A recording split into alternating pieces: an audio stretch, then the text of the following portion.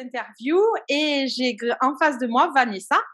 Vanessa que j'ai rencontrée lors du salon qu'on a fait avec Aedium spécial pour les enfants, le premier dans les Pyrénées-Orientales. Elle a été une de nos thérapeutes qui était là. Et grâce à elle, j'ai su ce que c'était qu'une doula, parce que moi, pour moi, une doula, c'était une sage-femme. Eh ben non, c'est pas que ça. Et donc, c'est pour ça que j'ai tenu à ce qu'elle soit l'invitée aujourd'hui pour qu'elle nous explique ce que c'est qu'une doula. Dans un premier temps, Vanessa, donc merci d'avoir accepté l'invitation. Et je vais te laisser te présenter et nous dire comment ça se fait que tu es arrivée à ce métier de doula. Voilà. Merci beaucoup en tout cas de m'avoir invitée. C'est toujours un honneur de présenter ce que je fais. Merci. Alors moi, doula, pourquoi j'en suis venue là? En fait, j'ai toujours voulu aider les personnes à aller bien, à aller mieux, à avoir confiance en eux, à avoir l'impression d'être acteur un petit peu de leur vie. Et je suis maman quand même de 4 enfants. J'ai eu une famille recomposée, mais j'ai quand même eu 3 grossesses. Et j'ai vécu tout le côté grossesse, etc. Je suis pas du tout sage-femme. Le milieu médical, je connais pas plus que ça, à part pour avoir accouché à l'hôpital. Mais même en ayant des grossesses qui se sont bien passées dans l'ensemble, je me suis rendu compte qu'il y avait quand même beaucoup de questionnements, beaucoup de choses qui se passaient en moi. Et quand ensuite j'ai eu des copines qui sont tombées enceintes autour de moi, je me suis rendu compte qu'elles étaient quand même assez désemparées par le flot d'informations qu'elles recevaient, par le flot d'histoires qu'elles recevaient. Et je me suis dit qu'il y avait forcément quelque chose à faire et qu'il y avait forcément des personnes qui étaient là pour les aider autrement que médicalement. Et je suis tombée sur le métier de doula un peu par hasard, en lisant un article de journal quand j'étais en pleine reconversion professionnelle. Et là, j'ai fait, mais voilà, c'est ça que je veux faire, c'est ça que je peux faire pour aider les gens au milieu de la parentalité. Tout simplement. C'est chouette, c'est chouette. Alors justement, donc c'est quoi une doula? Alors une doula, il y a certaines sages-femmes qui sont aussi doula, mais l'inverse n'est pas forcément vrai. C'est-à-dire qu'une doula n'est pas une sage-femme. Je vais commencer déjà par dire ce que je ne suis pas. Comme ça, au moins, on va mettre les choses au clair. Donc moi, je ne suis pas sage-femme, je ne suis pas gynécologue, j'ai absolument aucune formation médicale par rapport à la grossesse, par rapport à l'accouchement, par rapport au postpartum. Donc, je ne fais aucun diagnostic médical, je ne donne aucun conseil médical parce que le gynécologue, la sage-femme, ils sont formés pour ça, ils savent très bien faire leur boulot. Donc, je ne vais pas leur apprendre à faire le leur et je ne vais surtout pas les remplacer. Par contre, je vais être cette personne, cette professionnelle qui va avoir une écoute, qui va avoir le temps de pouvoir écouter les parents, les futurs parents pendant la grossesse, pendant l'accouchement et après l'accouchement. Moi, ça va être une bulle. Les parents vont venir me voir, ils vont être comme dans une bulle d'intimité où ils vont pouvoir se confier, où ils vont pouvoir parler d'eux, où ils vont pouvoir mettre le point sur des petites choses qui vont et qui vont moins bien. Et on va prendre le temps d'aller voir ces choses-là pour qu'ils puissent vivre les choses le plus sereinement et le mieux possible. Ça va être aussi, je donne un exemple, une personne qui tombe enceinte peut être super contente d'être enceinte avec aucun souci dessus, mais cette grossesse, ça va arriver à un moment où elle allait avoir un CDI dans son travail. Et donc, c'est pas tout rose au final de tomber enceinte, même si elle voulait cet enfant.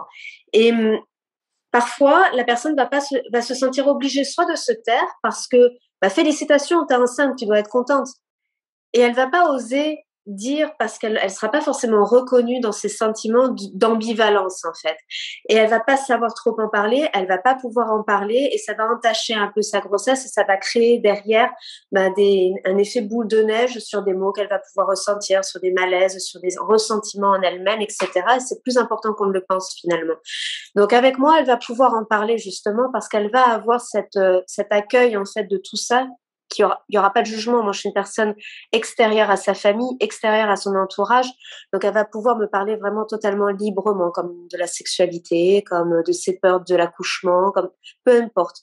Et donc, je vais pouvoir parler de ça librement avec cette personne.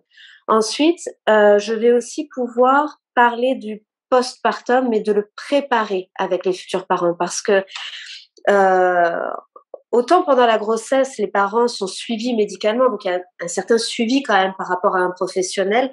Autant au retour de grossesse, c'est souvent très compliqué et les futurs parents se sentent très souvent très isolés en fait.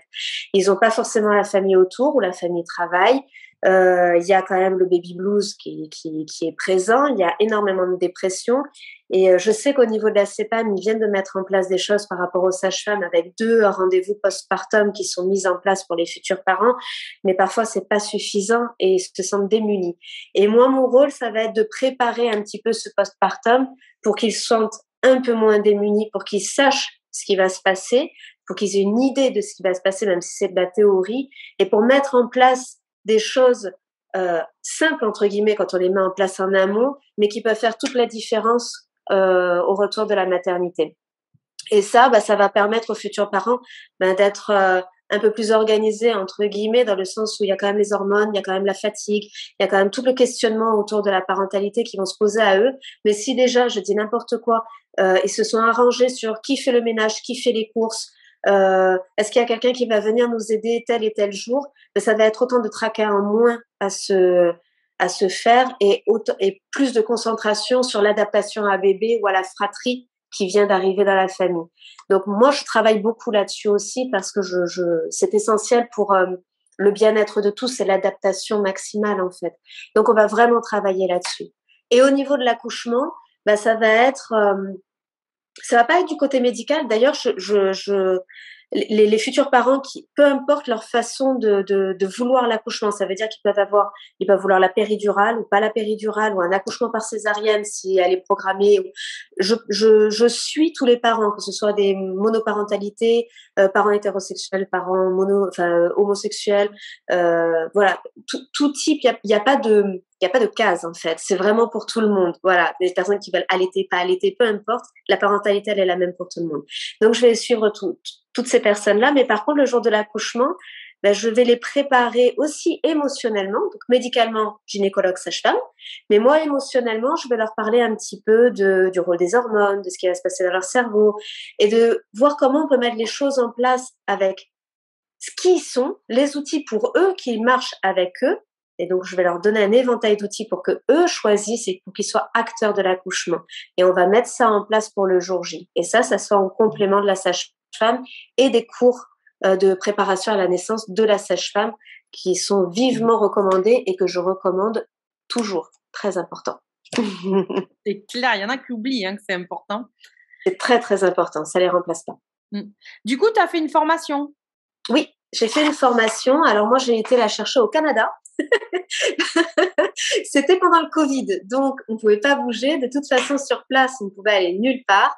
Et donc, j'ai cherché des formations qui me correspondaient parce qu'il y a beaucoup, beaucoup de formations maintenant qui émergent pour devenir doula. Et il y a différentes façons d'être doula. Et moi, je cherchais une formation qui me ressemble et j'en ai trouvé une qui est canadienne. Le Canada parce que le métier de doula, il vient de là-bas aussi. C'est quand même des pays qui sont c'est quand même des métiers qui sont très répandus en Europe du Nord, États-Unis, Angleterre, Canada et Europe du Nord par ici. Et le Canada, c'était vraiment pour moi l'essence du métier de doula. Alors je me suis dit pourquoi pas aller voir ce qu'ils font là-bas. Et ça a été une formation de 800 heures. Donc ça a été une formation d'1 année, une grosse formation. On explique vraiment beaucoup de choses autour de la grossesse, physiologiquement, psychologiquement, tous les outils pour aider les futurs parents, des stages à réaliser avec les tutrices derrière pour vérifier si on est sur la bonne voie, des activités, des exercices, beaucoup, beaucoup de choses. Une formation très complète. Ouais. Donc, j'ai été certifiée. Voilà. C'est chouette. Juste, est-ce que tu pourrais nous définir ce que c'est qu'une doula? Parce que je sais que pendant la conférence que tu as faite, tu as donné la définition. Du coup, moi, j'avais fait un peu de recherche aussi. Je suis allée la compléter pour mon plaisir personnel. Mais voilà, je voudrais vraiment que tu nous donnes cette définition de d'où vient ce mot et tout, parce que moi, j'avais trouvé ta DF mais vraiment extraordinaire, quoi. Et du coup, ça replace les choses. C'est vrai que… Ouais. Alors, doula, ça vient du grec et en soi, c'est pas très glam. La première définition, elle est pas extraordinaire, mais en même temps, en fait, ça veut dire esclave. Voilà. Doula, ça veut dire esclave. Donc, en soi, ça donne pas envie. On se dit, bon, voilà. Mais en fait, c'est surtout être une femme c'est l'aide d'une femme pour une autre femme. Voilà, c'est ça la doula. C'est l'aide d'une femme par rapport à une autre femme. Donc, et ça, je trouve ça, elle est au service de l'autre femme. Et ça, je trouve ça absolument beaucoup plus merveilleux déjà que esclave. Et ensuite, c'est vraiment ça. Ça veut dire que moi, en tant que femme, en ayant vécu mes propres grossesses, mais en ayant fait aussi ma formation, je vais être au service de la future maman. C'est-à-dire que je vais vraiment prendre en compte tout ce qu'elle est, mais pas que elle en tant que future maman, tout ce qu'elle est en tant que femme. Et dans notre société, c'est tellement important parce qu'on a tellement de casquettes et tellement de charges sur les épaules que je veux prendre en charge tout ça et que je vais être à son service pour l'accompagner par rapport à qui elle est, par rapport à son couple, par rapport à qui elle est dans sa profession. Et c'est l'ensemble que je prends en charge. Voilà, je suis au service d'une autre femme et du couple, parce que le papa il est quand même super important et c'est important de trouver sa place au sein de tout ça. Mais c'est surtout ça, ouais, c'est surtout ça. Être esclave, non. Être au service, oui. Génial, merci. Du coup, si les gens, ils ont envie de venir te voir, est-ce que c'est en présentiel obligatoire? Est-ce que ça peut être aussi par visio? Voilà, explique-nous Ouais. comment du coup, les gens peuvent venir t'interpeller en tant que doula, du coup, et Oui. avoir tes services. Alors, mes services, ils peuvent se faire de 3 façons différentes. La première, c'est, j'exerce dans un cabinet sur Perpignan, donc ils peuvent me retrouver dans un cabinet, sur Perpignan. Je peux aller voir les futures mamans à domicile parce que je sais que des fois, c'est pas facile, quand on est enceinte, de se déplacer tout simplement. Donc je peux aller voir, les mamans à leur domicile. Et puis des fois, c'est pas facile de se déplacer, mais c'est pas facile non plus de recevoir, parce que il y a tellement de choses à gérer, on est fatigué et on n'a pas envie que quelqu'un rentre chez nous pour telle ou telle raison. Je peux le faire en visio parce que l'écoute, elle se fait de la même façon. Donc à partir du moment où j'écoute, il n'y a pas de souci et du coup, ça peut être des mamans d'ici comme des mamans d'ailleurs, forcément, puisque la visio, c'est ça qui est la magie d'Internet. Ça peut être de partout. Et elles peuvent me retrouver sur mon site internet, qui s'appelle 9 mois tout rond, où je donne un petit peu plus de détails sur mes prestations. Il y a une petite bibliothèque pour faire des lectures, où je tiens un blog si elles veulent lire un petit peu les articles autour de tout ça. Voilà, tout simplement. Alors moi, je sais aussi que tu as une page Facebook parce que moi, je Ouais. regarde tes vidéos et je me régale avec tes vidéos. Après, je sais pas si tu l'avais mis sur le site internet, j'ai pas eu le temps de voir, mais Non. je sais que voilà, tu vois, moi qui ai Ouais. été maman, enfin qui a accouché, je compte plus accoucher actuellement, mais voilà, je sais que je me régale avec tes vidéos parce que j'apprends des choses, parce que mon métier d'infirmière reste là présent, je pense, et ma curiosité médicale aussi. Mais c'est vrai que tes vidéos sur ta page Facebook, moi, je me régale avec et c'est top, quoi. C'est voilà, merci. Merci. Merci, merci beaucoup. Oui, oui, merci beaucoup. Dernière précision qui me semble importante parce que tu me parles d'infirmière. Je ne suis personne, je ne prends en charge personne qui n'est déjà pas suivi médicalement par un gynécologue et une sage-femme. C'est la condition obligatoire pour pouvoir bénéficier de mon suivi à moi. Comme je te l'ai expliqué au début, c'est complémentaire, ça remplace ni la sage-femme ni le gynécologue. Donc, la seule obligation est d'être suivi médicalement pendant sa grossesse pour que je puisse moi, faire mon travail correctement et sereinement. Top, top, top, top. Je voulais te poser une autre question, mais je me souviens Ah, plus. C'est pas grave. désolée. Non, non, mais c'est pas grave, c'est pas grave. Donc voilà, bon, maintenant, on sait ce que c'est qu'une doula. Hein. Moi, je le savais grâce au salon qu'on avait fait ensemble. Franchement, merci. Ah si, ça y est, voilà. C'est que du coup, pas de prise en charge encore, prise en charge nulle part, ni mutuelle, ni quoi que ce soit encore. Hein. Alors, il y a certaines mutuelles qui commencent à prendre en charge, mais pour l'instant, elles sont en Belgique pour la plupart. Donc, pour l'instant, en France, il n'y en a pas trop. Par contre, je commence à faire le tour justement pour voir. Et au niveau des mutuelles, certaines, en fonction des contrats, ont des forfaits naissance. Et donc forcément, ça peut servir à se rembourser des séances de doula, mais il n'y a pas encore prise en charge ni de la sécurité sociale, ni à proprement parler des mutuelles. J'espère que ça viendra parce que... On va militer pour, du coup. Ouais, il faudrait... C'est notre génération qui va militer pour les plus jeunes, hein. Au moins pour nos enfants derrière. Exactement, Voilà, elle sert à ça aussi. Donc, du coup, je sais, je mets une note en plus pour que les mutuelles prennent en charge au moins une partie de la prise en charge d'une doula, parce que je pense que ça peut vraiment aider beaucoup de femmes, quoi. Il y a des chiffres qui montrent qu'il y a moins de dépression postpartum, qu'il y a moins de recours aux césariennes, etc. Donc, oui, il y a un défi quand même. Il y a des chiffres statistiques qui le démontrent. Donc, voilà. Après, dernière question, parce qu'à chaque fois, moi, il m'en reste une. Des séances de groupe, t'en fais? Je vais commencer à en faire, j'en fais pas encore, mais c'est dans les tuyaux parce que parler entre mamans au même stade de grossesse, c'est toujours intéressant d'échanger et c'est toujours intéressant d'échanger avec une personne qui est extérieure et qui peut justement recentrer les choses et éclaircir certaines idées reçues, etc. et certaines craintes. Donc oui, je vais certainement en faire, c'est dans les tuyaux, je suis en train de les préparer et de les travailler. Ouais. Et des futurs papas aussi, des jeunes papas. C'est cool. Franchement, plein de beaux projets. Merci à toi. Merci à toi, en tout cas, de m'avoir accueilli dans cette interview. Ce qui est cool. Je pense qu'on a appris plein de choses. Je pense que ça va intéresser plein de futurs parents ou de mamans qui sont gestantes. Désolée, même si c'est un mot un peu peut-être barbare. Mais voilà, en fait, ça me tenait à cœur vraiment parce que quand on s'est rencontrés, tu m'as donné la définition.